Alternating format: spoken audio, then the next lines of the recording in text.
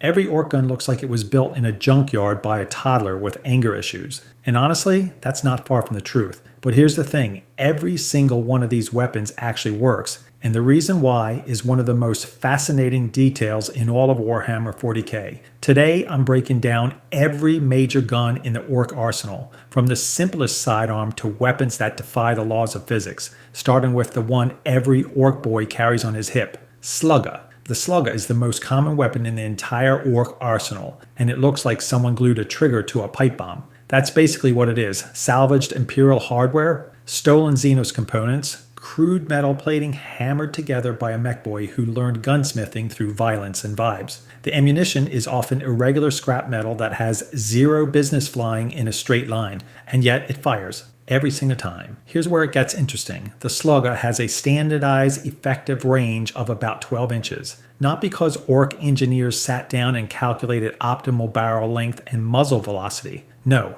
it's 12 inches because most orc fights start at punching distance anyway. Why would you need a gun that shoots far when you're already close enough to bite the other guy? The Slugga isn't designed for precision, it's designed for the 3 seconds between charging and swinging a chop into someone's skull. But here's the detail that recontextualizes everything about orc weapons. The orc psychic field. Orcs project a collective psychic energy that literally makes their technology work better than it should. A Slugga held together with spit, rust, and pure belief genuinely fires more consistently in orc hands than identical scrap wood in anyone else's. Take that same gun, hand it to a human, and it jams. Give it back to the orc and it works perfectly. The universe bends to accommodate orc confidence. This is the baseline, the entry point. Every orc boy carries a Slugga as a sidearm, making it the weapon against which every other gun in this video gets measured. And that tension between this shouldn't work, and it absolutely does, is the core philosophy of every weapon you're about to see. Think of it as a scale.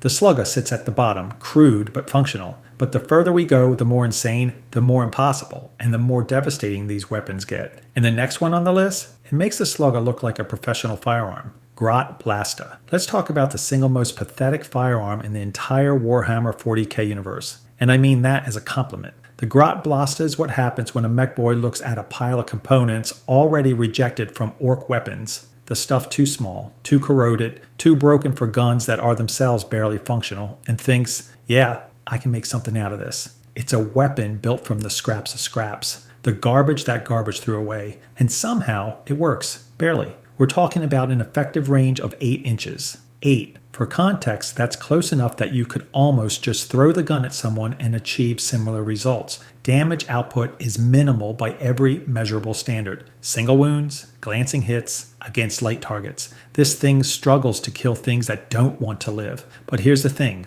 The Grot Blasta wasn't designed to be good, it was designed to be operable. Specifically operable by Gretchen, the smallest, most cowardly, most expendable creatures in the entire orc ecosystem. The engineering goal wasn't make it lethal, it was make it so a terrified little Grot can pull the trigger without the whole thing detonating in his hands. That's the bar, that's the design philosophy. Don't explode immediately. Mission accomplished. And honestly, that would be the whole joke if it stopped there.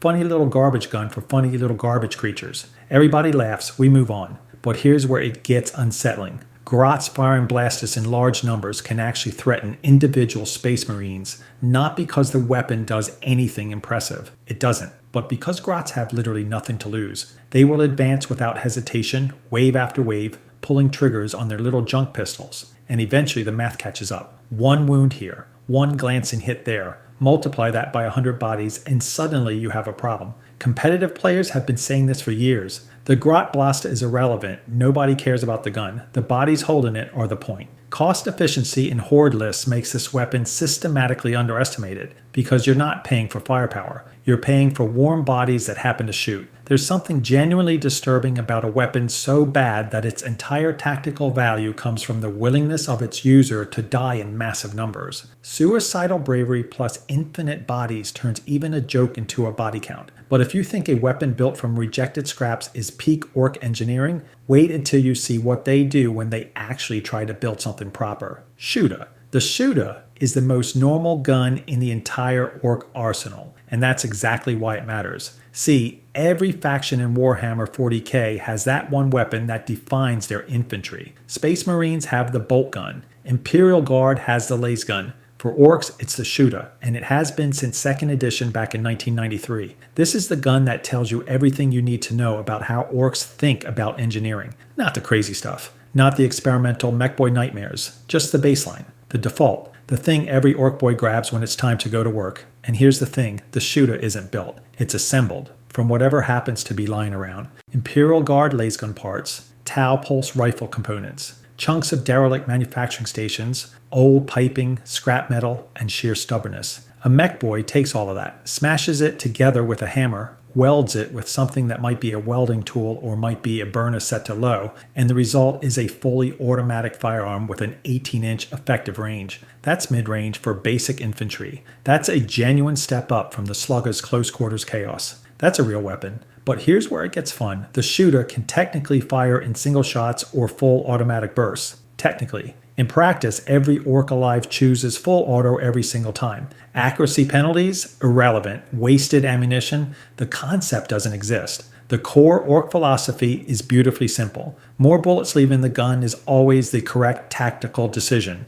Always. And honestly, when you're firing into a horde of enemies alongside 100 other orcs doing the exact same thing, they're not wrong. Nobody even knows how much ammo a Shooter holds. It's never officially specified in the lore. The ammunition capacity is just absent from every source, which either means the supply is functionally infinite or that orcs genuinely consider how many bullets does it hold to be an irrelevant question. Both explanations are equally believable. This is peak orc engineering, not because it's impressive, because it's perfectly adequate. The Shooter is reliable enough to mass produce across an entire galactic empire of warring tribes. It's powerful enough to put holes in most things that need holes in them, and it's simple enough that any orc can field strip and repair one with nothing but a hammer and a personal grievance against the machine. Good enough to kill things isn't a compromise for orcs. It's the complete engineering specification. But if you think the Shooter represents orcs at their most practical, wait until you see what happens when they decide to set everything on fire instead. Burner. Most orc weapons are built because an orc wanted something loud. The burner is different. It was built because a mech boy looked at a bunker full of enemies and thought, I need everything inside that room to stop existing. And that distinction matters more than you think. The burner is a flamer pattern weapon that projects liquid promethium, or whatever crude incendiary compound the mech boy had lying around, in a wide cone of superheated death. Range is short. About 8 inches on the tabletop, template-based in earlier editions. But here's the thing about fire projected in a cone. Range is kind of academic. You don't need to aim precisely when everything in front of you is on fire. The area of effect does the work for you. What makes the burner genuinely interesting isn't the fire itself. It's what the fire represents. This is a weapon designed by orcs for a specific tactical purpose. Clearing enclosed spaces. Flushing infantry out of fortified positions, denying cover. That sounds obvious until you remember that orcs designing something with a specific tactical outcome in mind is absolutely not guaranteed. Most orc engineering starts and ends with make it louder. The burner is proof that somewhere in that fungal brain, orcs understand tactical problem solving. They just express that intelligence through setting things on fire. The weapon operates in multiple modes. Sustained flame for prolonged suppression, single burst for targeted ignition, or full spray for when you want to redecorate an entire room in charcoal. Fuel comes from a pressurized backpack mounted canister. And here's a fun detail. There's no officially specified fuel consumption rate. The lore just never mentions it running out.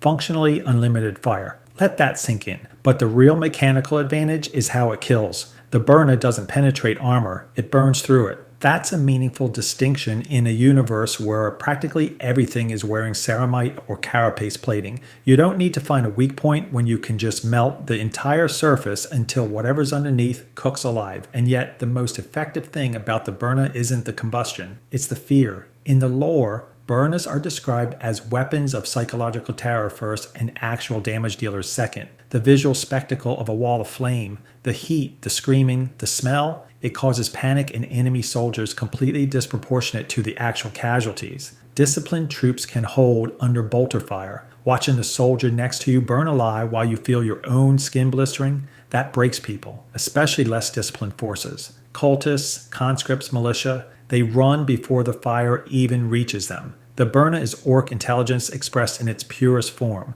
no subtlety, no complexity, just the correct application of overwhelming fire to a specific problem. But if fire seems straightforward, the next weapon on this list takes orc engineering in a direction that's far less predictable and far more explosive. Def gun. Most weapons have a danger zone in front of the barrel. The def gun has one in every direction. This is the point on the orc weapon spectrum where powerful and suicidal start holding hands. And honestly, it's beautiful. The def gun is a mech-boy designed portable cannon built for one purpose: punching holes in things that really don't want holes in them. Heavy armor, light vehicles, fortified positions. A single well-placed shot can crack open a chimera or send a squad of Terminators scrambling for cover. With an effective range of 24 to 36 inches depending on the variant, it operates as a mid to long-range support weapon, which for orcs is basically heresy. These are the same guys whose entire military doctrine boils down to get closer and hit harder. The def gun asks them to sit back, aim, and wait. It's like handing a sniper rifle to a gorilla. But here's where it gets interesting. The ammunition situation is pure orc chaos. Some def guns fire solid shot, some fire explosive shells. Some fire whatever's happened to be sitting in the scrap heap that morning. Bolts, engine parts, rocks, bits of other guns. The lack of standardization isn't a flaw in the manufacturing process. It is the manufacturing process. A mech boy builds a def gun with whatever materials he's got, loads it with whatever fits in the chamber, and pulls the trigger with genuine curiosity about what's going to happen next. And what happens next is frequently catastrophic. Even by orc standards, the def gun is unreliable. Malfunctions, overheating, barrel warping, and full catastrophic failures are so common that the weapon has been described as a barely controlled explosion that occasionally goes in the right direction. The recoil alone can break an orc's arm. The backblast can cook anyone standing too close. And that's when it's working correctly. Here's the detail that makes the def gun perfect. The backblast from firing regularly kills nearby orc units. Friendly fire casualties from def gun operations are not treated as malfunctions. They're treated as normal operational attrition. An orc who gets killed by his own side's def gun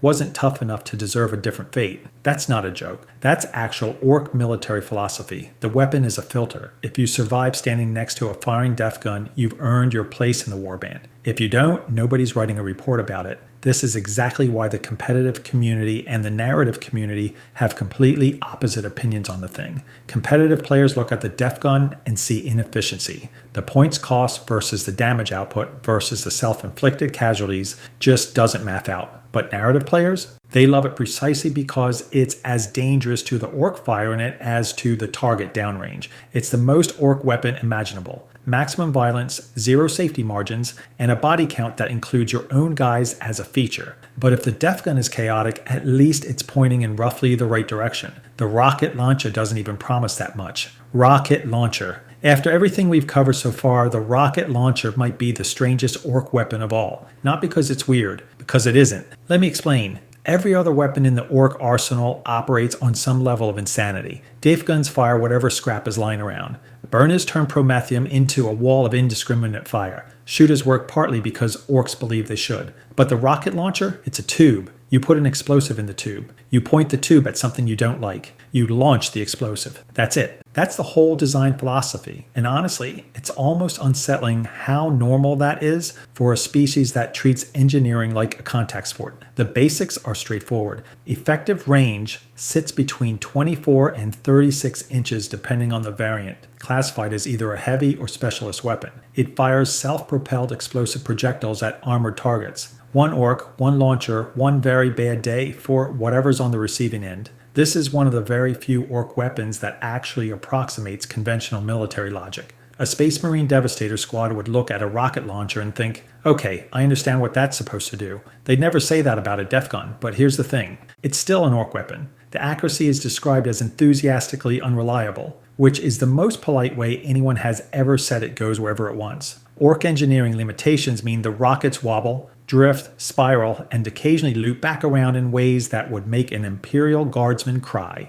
The targeting system is an orc's eyeball, and whatever gut feeling he has the day. But when it hits, that's a different conversation entirely. The warheads are packed with promethium, detonite, captured ammunition, or just whatever qualifies as stuff that goes boom real good. A direct hit is almost always a kill. Doesn't matter if it's a Chimera, a Tau battlesuit, or a particularly unlucky dreadnought. The explosive payload doesn't care about your armor rating. The design varies wildly depending on the mech boy building it. Some are single-shot disposable tubes. Others are magazine-fed repeaters that can dump 3 or 4 rockets downrange before reloading. It all depends on what salvage was available that particular week and how ambitious the mech boy was feeling after his morning fungus beer. Here's the key insight that makes the rocket launcher genuinely fascinating. It's one of the very few arc weapons that works approximately as designed without relying heavily on the psychic field. The way energy that keeps shooters firing and def guns from exploding in the user's face isn't doing the heavy lifting here. The basic physics of point explosive at thing and launch it is genuinely difficult to mess up, even for an orc. Combustion, propulsion, detonation, simple cause and effect. Even orc engineering can't completely break thermodynamics. Fans have debated for years whether this makes the rocket launcher too sensible for orcs, and competitive players consistently rate it as the single most efficient anti-armor option in the entire orc arsenal, which itself tells you something interesting.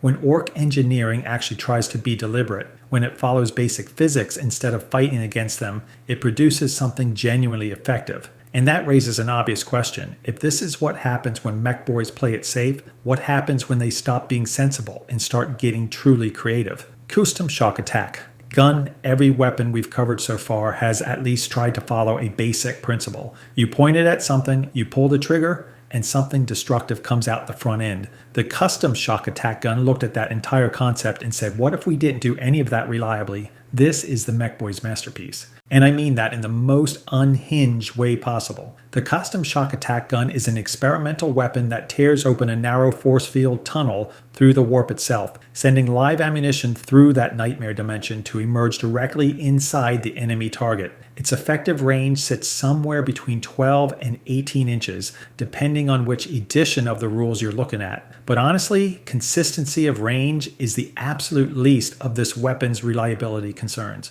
because everything about this gun, from its power source to its ammunition to its basic operational safety, exists in a state of permanent chaos. Let me explain. The ammunition situation alone is enough to make any sane engineer quit their job. In various lore descriptions, the weapon has been loaded with compressed rocks, scrap metal, and literally whatever happened to be within arm's reach of the mech boy operating it. But the most notable version of this weapon takes the ammunition question to a place that only orc logic could reach. The standard ammunition isn't Gretchen because grots actually have the brains enough to avoid being shoved into this thing. No, the real projectiles are snotlings. The smallest, dumbest, most expendable creatures in the entire greenskin ecosystem, brainless enough to serve as living ammunition without putting up a meaningful fight. They get launched through a warp tunnel and materialize inside the enemy, tearing apart anything they emerge into from the inside out. Now, to be fair, the specific mechanics of this have shifted across editions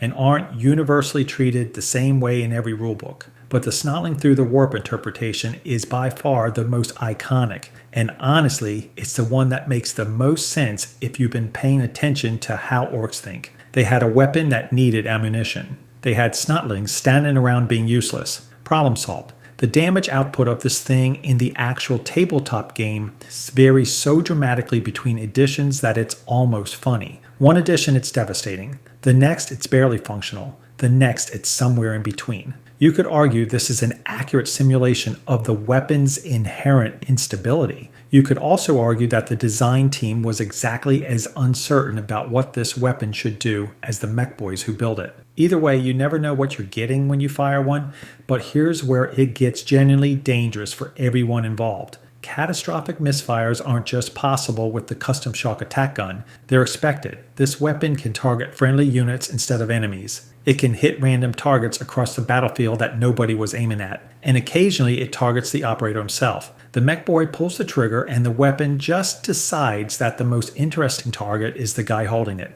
And here's the truly orcish part. Mech boys consider this an acceptable outcome during the experimental phase. Not a design flaw, not a reason to scrap the project, just part of the process. You test a weapon, sometimes the weapon tests you back, and if you survive, you make adjustments. This is what separates the custom shock attack gun from every other weapon in the orc arsenal. The slugger is crude but functional. The shooter is mass-produced and dependable enough. The rocket launcher follows basic physics even when Ork engineering tries to fight it. But the shock attack gun represents the absolute apex of mechboy innovation, which means it's intentionally chaotic, conceptually absurd, and clearly built by someone who ran out of conventional ideas 3 prototypes ago and started treating snotlings as interchangeable components. It's simultaneously horrifying, hilarious, and perfectly logical if you follow Ork reasoning all the way to its natural conclusion. You need a weapon that delivers maximum destruction. Explosives are unreliable. Energy blasts are inconsistent.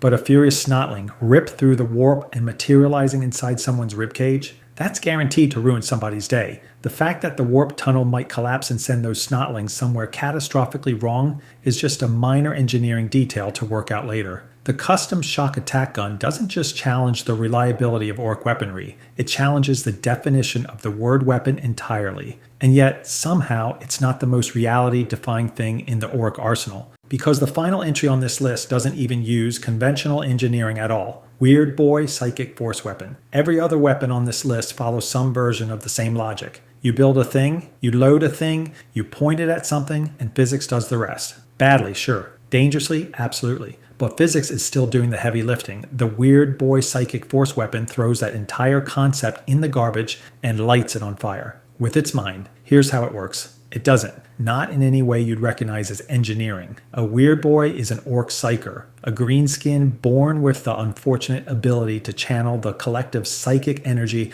of every Ork around them. And when that energy builds up enough, it has to go somewhere. So the Weird Boy points, screams, and reality just kind of breaks in whatever direction they're aiming. Raw psychic force, projected outward as pure destruction. No barrel, no trigger mechanism, no ammunition, just belief, compressed into a weapon. And the damage output? Completely unpredictable. Sometimes it vaporizes hardened targets that would shrug off a rocket. Sometimes it arcs sideways into nothing. Sometimes it loops back and detonates inside the Weird Boy's own skull. The range is listed at 12 to 24 inches on the tabletop, but the lore describes it as however far the Weird Boy's rage extends. That's not a measurement, that's a philosophy. But here's where it gets genuinely strange. The canonical operating principle is that Weird Boy weapons draw power from the collective Ork unconscious. The more Orks nearby who believe the Weird Boy is about to unleash something devastating, the more devastating it actually becomes. This isn't metaphor. This is how it literally functions in the setting. Ork psychic energy is real, measurable, and scales directly with group conviction.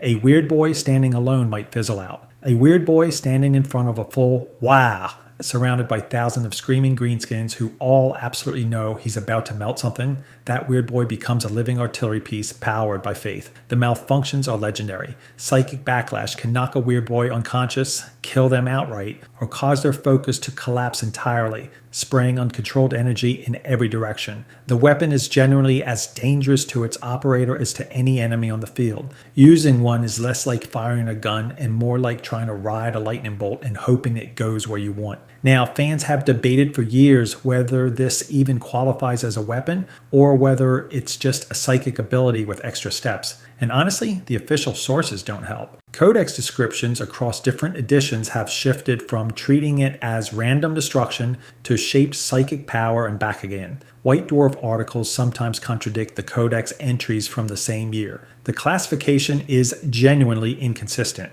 But here's the thing, that inconsistency is actually perfect because the weapon itself is inconsistent. It doesn't follow rules. It doesn't obey categories. It does whatever the Ork wielding it believes it will do. And that changes every single time. And that's the real payoff for everything we've covered today. We started with sluggas held together by scrap and spite. We moved through shooters, burners, def guns, rocket launchers, and weapons that fire-lift snotlings as ammunition. Every single one of those, no matter how insane, still operated through some version of physics. Crude physics, dangerous physics. But physics, the Weird Boy psychic force. Weapon doesn't. It operates through belief. Pure, unfiltered, collective Ork certainty that something terrible is about to happen to whoever they're looking at. And in the Warhammer 40k universe, that certainty becomes physically real. Not metaphorically, not thematically, actually measurably, destructively real. Every other faction in 40k builds better guns, trains better soldiers, develops more advanced technology. The Orks just believe harder. And the terrifying part? It works. The collective psychic field of the orc species might be the single most dangerous force in the entire galaxy. Not plasma, not dark energy, not ancient Necron technology. Belief.